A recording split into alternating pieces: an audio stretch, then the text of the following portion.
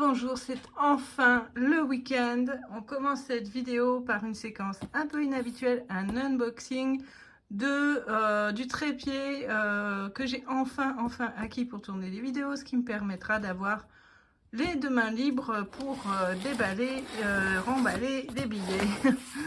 Alors, donc ça vient de chez Ikea. Je l'ouvre avec vous, j'ai juste enlevé le scotch pour plus de facilité. Vous voyez que rien n'a bougé dans la boîte. Qu'est-ce que nous avons là? Donc un mode d'emploi, ok, et puis un socle. Alors c'est très lourd, donc je pense que ça va être bien stable. Un deuxième socle probablement, et tout le matériel. Je monte ça et je suis de retour dans une seconde. Donc voilà la bête montée. Les deux éléments sont séparables. On peut utiliser le support de portable séparément de la ring light. La partie basse est rigide et la partie du haut est très souple pour permettre d'orienter comme on veut. J'utiliserai très probablement peu la ring light, sauf peut-être en hiver. Mais le support de portable, ça, c'est ce que je voulais en priorité. Et il est réglable pour s'adapter à toutes les tailles de téléphone. Voilà, il ne nous reste plus qu'à faire le budget de la semaine pour voir si c'est vraiment aussi efficace que je l'espère. Et voilà, nous voilà face au budget avec ce nouvel équipement. J'ai finalement inversé les deux montants. J'ai pris le plus grand pour placer la caméra parce qu'absolument tout est interchangeable et ça m'a l'air plutôt pas mal. Alors, donc cette semaine, on va faire d'abord le bilan et puis ensuite on va préparer la semaine à venir. Mais avant toute chose, je tiens à vous remercier, mais alors... vous êtes juste incroyable. Sur ma vidéo du week-end précédent, on est à plus de 1700 vues actuellement. C'est juste oufissime. Donc, merci beaucoup. Par contre, je m'aperçois que mes vidéos intermédiaires un peu thématiques n'ont pas l'air de vous emballer. C'était peut-être le sujet. La prochaine fois, on parlera d'électricité, comment on essaye de gérer notre facture avec plus ou moins de succès, je dois dire. Voilà, donc si ça vous intéresse, que je vois que ça fonctionne, je continuerai à faire ces vidéos intermédiaires. Si ça n'est pas le cas, je réintégrerai mes blabla budget à l'intérieur des vidéos du week-end.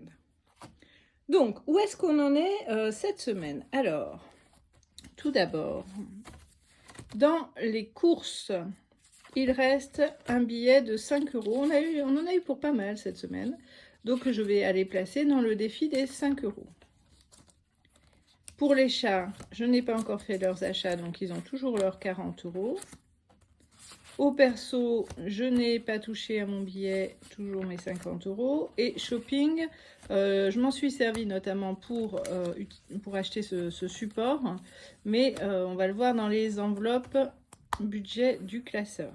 Alors, prochain outil, un classeur que vous verrez la semaine prochaine. J'ai totalement craqué sur le design. J'ai trop hâte de vous le montrer, mais il arrivera que la semaine prochaine, donc encore un peu de patience. Donc, alimentation, on avait donc utilisé pratiquement la totalité des 80 €, à l'exception de ce billet de 5 €.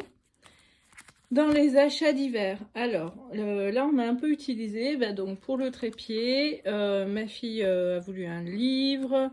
Bref, il reste 42,50 € pour le mois. Repas à l'extérieur, 20 € utilisés parce que j'ai acheté un peu pour le boulot et je crois que j'avais remis la monnaie dans mon portefeuille. Et ce que j'ai fait quelque chose que... Alors vraiment, ça c'est mon défaut principal. Et c'est quelque chose contre lequel il faut que je lutte. C'est que en rentrant du boulot, je suis passée au petit supermarché du coin à acheter un coup des glaces, un coup un paquet de gâteaux. Alors ça, c'est vraiment doublement la cata, parce que pour le budget, c'est ce qui me plombe en général, alors que c'est pas grand-chose de 2-3 €, mais qui vont s'accumuler. Et aussi pour mon poids, c'est la cata, parce que souvent, c'est des choses un peu sucrées, de la nourriture réconfort quand je suis fatiguée. Et voilà, que je vais utiliser comme ça pour avoir un plaisir immédiat pas trop cher.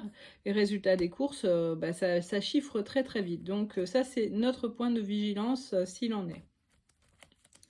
Beauté, j'ai pas encore acheté ma crème. Et tout le reste, rentrée, il lui reste toujours son billet de vin de la dernière fois. Les profs commencent à demander un peu des fournitures complémentaires. Et il y avait les 20 que j'avais ajoutés en prévision de la rentrée de l'année prochaine.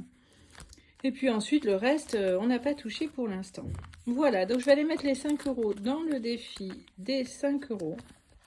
Alors, à propos de ces défis, je ne sais pas trop ce que j'en pense, parce que à la fois c'est bien et à la fois, par exemple, quand j'ai un billet de 5 €, je vais avoir tendance à vouloir le garder absolument pour le défi. Donc là, sur le retour de course, j'avais ce billet de 5 €. Et au lieu du coup de piocher dans ce qui restait des courses pour acheter justement un dessert en plus, etc., j'ai eu tendance à piocher dans un autre budget, à savoir repas à l'extérieur. Alors, c'est pas dans un sens un problème, puisque de toute façon, ça reste limité à ce que j'ai décidé de mettre tous les mois. Mais en même temps, du coup, d'abord, le montant de l'enveloppe repas à l'extérieur est plus importante. Et du coup, j'ai pas cet effet de limite sur le budget course, si vous voyez ce que je veux dire. Alors, je sais pas trop quoi penser de ces défis-là. On verra sur le long terme. Enfin, toujours est-il qu'on a 5, 10, pardon, 15, 20, 25, 30, 35 et 40 € dans le défi des 5 €. Il faut que je refasse ma petite pochette là, puisque j'avais réutilisé le perso que je mets directement dans mon portefeuille. Voilà, et en termes de monnaie, j'ai rien du tout cette semaine. J'ai que des pièces rouges. Je vérifie, oui, je n'ai que des pièces rouges dans mon sac. Donc, on va préparer la semaine qui s'en vient. Donc, on va mettre 80 € dans les courses. 2, 3, hops, et 4. Donc, il reste 3 semaines, puisque c'est un mois à 5 semaines, hein, d'après les dates de paye de la fonction publique. Donc 80 € que je vais placer immédiatement dans les courses. Hop. Et je vais ranger tout ça dans mon portefeuille. Voilà, en achat d'hiver, si on veut quelque chose, je prendrai dans cette enveloppe. Mais je ne prendrai que le montant qu'on veut dépenser au lieu de promener l'argent avec moi. C'est ce que j'ai fait là pour aller acheter ce support pour le téléphone. Et franchement, c'est mieux parce que j'étais donc chez Ikea, qui est le lieu de toutes les tentations, hein, soyons clairs. Il y a des tas de petits trucs qui m'ont bien souri, là, que je trouvais trop chou. J'avais juste le montant pour mon support. Donc, je ne pouvais pas dépenser plus. Et en rentrant à la maison, je me suis dit, très franchement, est-ce que tu as très besoin de ce bocal aux couleurs de l'automne, pas cher du tout, mais qu'il faut quand même payer? Et est-ce que tu as vraiment besoin d'adapter ta cuisine à la saison? Bref, voilà. Ça permet de prendre un peu de recul sur ses envies, de les mettre un petit peu à distance et de se demander si on en a vraiment, vraiment besoin. Voilà, je vais vous montrer, donc maintenant qu'on a fait le bilan de la semaine écoulée et qu'on a préparé rapidement la semaine à venir, je vais vous montrer un petit peu mon outil de budget que j'ai fait évoluer. Ce sera l'occasion de faire un point sur ce qui est rentré là cette semaine, la semaine écoulée, et puis de vous montrer voilà comment je vais le faire évoluer, et aussi l'outil de gestion des dettes, puisque donc j'ai fait un remboursement anticipé sur mon crédit Cofidis, donc je l'ai bien sûr saisi dans mon outil. On se retrouve tout de suite. Voilà, je vous l'avais présenté il n'y a pas longtemps. J'ai créé un outil de budget pour gérer mensuellement, numériquement, ce qui rentre, ce qui sort, etc. Ce que j'ai ajouté, c'est un résumé sur l'année des revenus, et je vais aussi créer un tableau pour résumer les épargnes que j'ai réussi à constituer. Donc, les salaires, j'ai pas encore saisi parce qu'il faut que je me reporte à mon dernier bulletin de salaire. La CAF qui va bientôt s'arrêter pour nous, donc j'ai mis avec l'allocation de rentrée scolaire, même si elle a été entièrement attribuée à ma fille, et donc on peut pas dire que ça ait fait partie du budget de la maison directement. Enfin, voilà, j'ai tout résumé ici. Les cours que je donne en parallèle de mon boulot ici. Donc, la somme dont je vous avais dit, j'ai 150 € annoncés.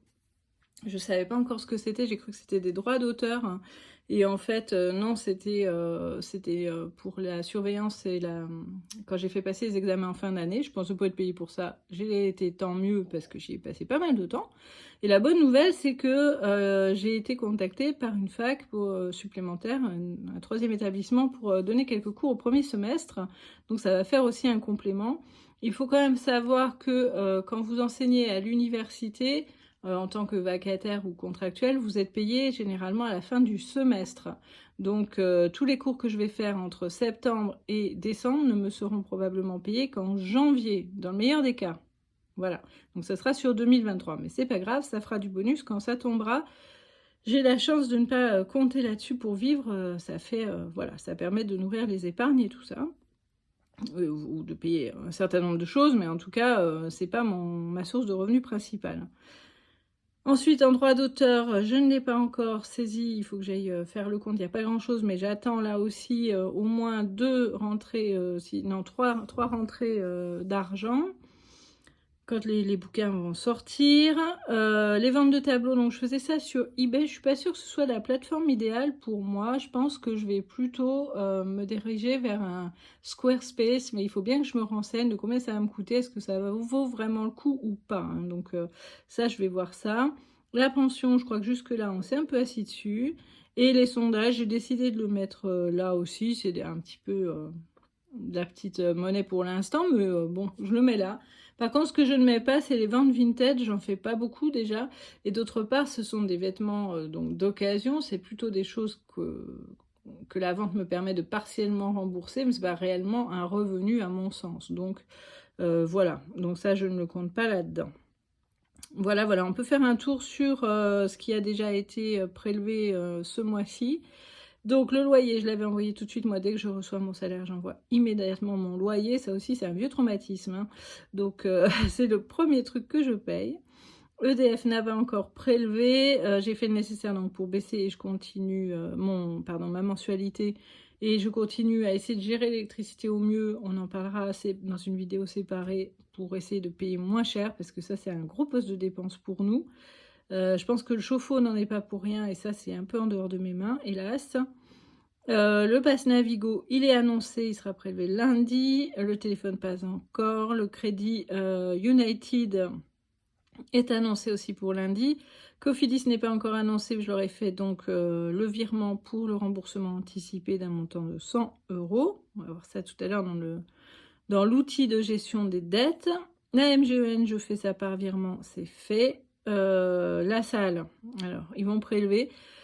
Je suis allée porter ma lettre de résiliation, il a fallu que j'envoie un recommandé. Je vous passe les détails sur cette affaire, je me suis assez énervée comme ça sur Insta. Peu importe, c'est fait et quoi qu'il advienne, je paye donc, là il y a 1 mois de préavis, donc je paye la prochaine mensualité et ensuite je fais bloquer les prélèvements ou je les fais rejeter parce que c'est tout, j'ai fait tout ce qu'il fallait pour résilier. Il ne faut pas que je commence à m'énerver là-dessus. Ensuite, la salle pour ma fille, donc on en est au 5e mois sur 12. Quand on arrivera au terme de l'engagement, je résilierai pour elle aussi parce qu'elle n'y va pas. Et puis que par ailleurs, je suis donc fort mécontente de la chaîne de salle de sport à laquelle on adhère. Netflix, on va pas tarder à le supprimer. Et puis tout le reste, voilà, ce qui est annoncé aussi, c'est assurance et frais bancaires, hein. Je mets tout ensemble là. Il y a l'assurance habitation, l'assurance scolaire et les frais divers mensuels de la banque. Tout est dans cette enveloppe-là. Voilà, donc on va faire un petit tour sur l'outil des dettes maintenant. Donc, l'outil boule de neige que j'ai créé d'après la méthode américaine, et encore une fois que je tiens à votre disposition si vous voulez l'utiliser ou vous en inspirer. Donc, j'ai rempli côté Cofidis. J'ai donc fait un remboursement anticipé de 100 €. A priori, le nouveau solde est de 686,12 €, sauf les frais qu'il risque fort de prélever, donc je corrigerai à ce moment-là. Et puis, dans la boule de neige, donc 100 €, ce qui représente, je crois que j'ai calculé à peu près 12% de la somme totale due. Voilà.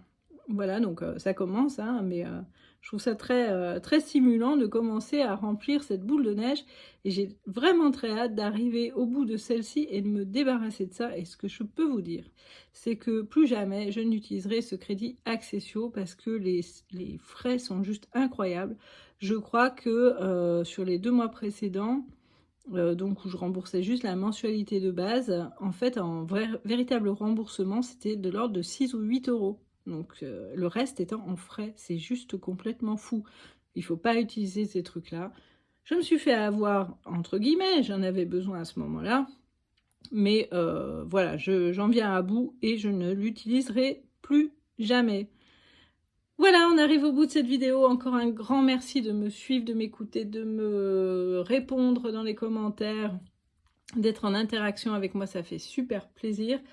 Continuez à vous abonner, à liker, à partager, à me rejoindre sur Insta si vous le voulez. Si vous voulez mes outils, je vous les partage tout à fait gratuitement. Je vous les envoie par mail, certains l'ont fait et ça fonctionne impeccable.